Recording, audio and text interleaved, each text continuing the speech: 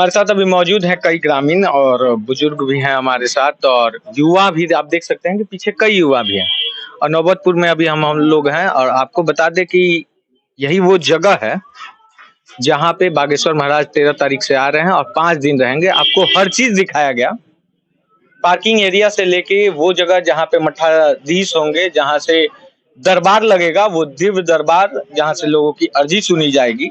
साथ ही साथ आपको वो मठ दिखाएं, वो दिव्य आपको कुआं दिखाएं जहाँ के पानी को इंद्र भगवान यूज किया करते थे। और उसी दिव्य जगह से हमारे साथ मौजूद है यहाँ के निवासी। सबसे पहली बात, गांव में जो उल्लास है, जो माहौल है, दिव्य माहौल जो बना है पूरे एरिया में, इस पे गांव वाले का क्या है, रोल क्या है? गांव वाला बहुत प्रसन्न है। इस सनातन धर्म का एक बहुत बड़ा महायज्ञ का आयोजन है। बागेश्वर सरकार आएंगे, अपने आशीर्वचन से हम लोगों को नई चेतना, नई जागृति देंगे। उस सनातन धर्म के प्रति आस्था लोगों को और बढ़ेगा। बहुत दूर दूर से लोग आ रहे हैं, उनसे अर्जी भी लगाएंगे।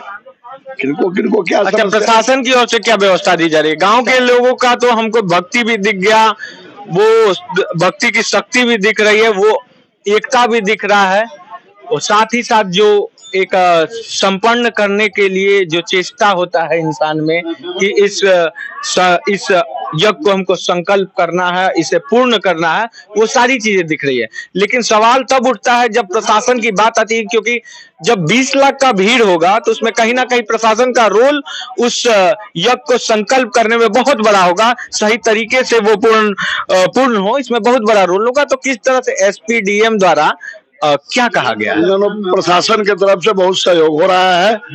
हमारे लोकल थाना प्रभारी आज भी आए थे, मॉनिटरिंग करके गए हैं। डीएसपी साहब भी देख सुन के गए हैं, और लोगों से आश्वासन मिला है कि हम लोग इसको शांतिपूर्ण ढंग से किसी तरह निर्वहन कराए कार्यक्रम को। उसमें लोग गाइडलाइन दिया गया है प्रशासन की ओर से कि सिर्फ यही दिया गया है कि जितना में पंडाल बनेगा, जहाँ जहाँ पार्किंग जितना दूरी में होगा, उसका एक नक्शा बना करके हम लोगों को समर्पित कर दिया जाएगा, और उसके आधार पर कार्यक्रम शुरू हो रहा है। तो नक्शा बना के प्रशासन को दे दिया गया? बन रहा है, जितना गिरा रहा है तो उसको नाप के विधिवत दे दिया जाएगा। तो अभी तक नहीं दिया गया? ना। और जिस तरह से एक सवाल है, और आप जिस तरह से अभी 2 दिन पहले जो बाइट दिया गया तेज प्रताप के द्वारा कि बागेश्वर बाबा आएंगे तो उनको वहीं से रेस्क्यू कर दिया जाएगा, मसला नहीं है। इस पे ग्रामीणों का क्या कहना है? ये सब कोई मसले यहाँ नहीं है। वो सब लोग झन्ने तन्ने अनर्गल प्रलाप कर रहे हैं।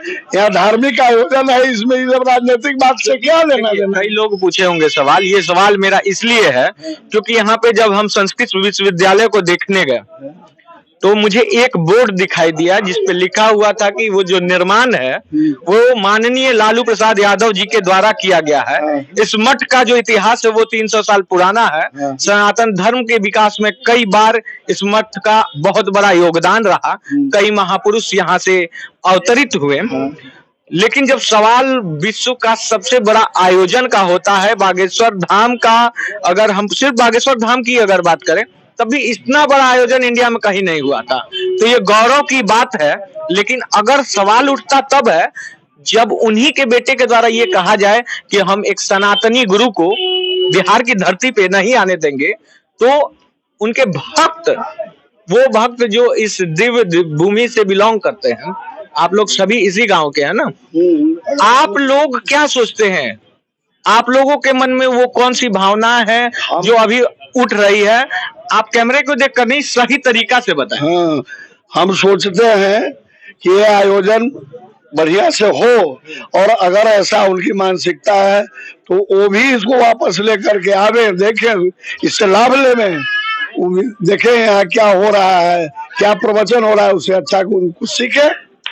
मतलब कई लोग और हैं, हम जानना चाहेंगे, मतलब गांव के लोगों का यही कहना है कि लोग जब ऐसा तेज प्रताप या तेजस्वी जी जो द्वारा जो, या फिर आरजेडी के ही कई नेता हैं जो इसमें बयानबाजी कर रहे हैं, तो उन्हें भी आना चाहिए इस दरबार में। इस गांव के लोगों का यही मानना है। देखिए, हम लोग एक बात तो बोल दिए, उस पर हम लोग कोई प्रतिक्रिया नहीं देना चाह रहे हैं, क्योंकि हमारा उद्देश्य यह नहीं है कि मैंने उनकी बात में फंस करके और हम लोग इस आयोजन में विफल हो जाए। हमारा उद्देश्य है कि जो इस उद्देश्य के चलते हम यहाँ बागेश्वर धाम के आ रहे हैं, दीनंद शास्त्री जी वो आए और उनका जो उद्देश्य है कि सनातन धर्म को एकजुट करना, वो अपने उद्देश्य में सफल हो और हम इलाके के लोग उनसे लाभान्वित हों। हम लोग किसी राजनीतिक पचड़े में नहीं पड़ना चाहते।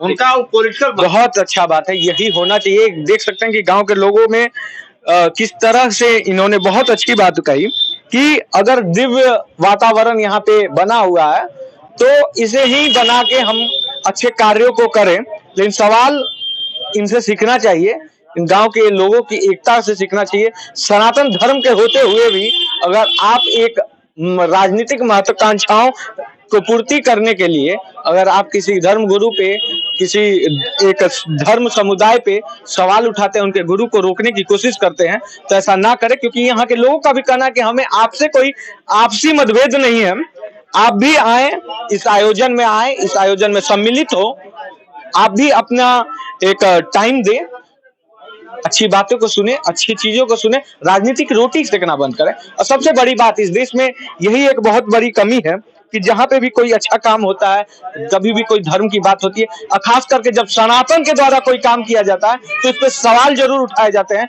कई ऐसे पार्टी हैं जिनका ये शौक है कि सनातनीय धर्म के अगर कोई भी बात हो, किसी भी कोई भी राम की पूजा करे, हनुमान की बात करे, केरल की अगर हम बात कर ले तो आप देख सकते हैं कि किस तरह से वहां पे राजनीतिक बीजेपी के द्वारा अलग सेका जा रहा है, कांग्रेस के द्वारा अलग। खास करके मैं तेजस्वी जी को यही कहूंगा, तेज प्रताप जी को यही कहूंगा कि खासकर नौबतपुर की जनता के मन में आपके लिए कितना प्रेम है ये आप समझ सकते हैं। यहाँ के अखाड़े में आपका क्या महत्व है ये आप समझ सकते हैं।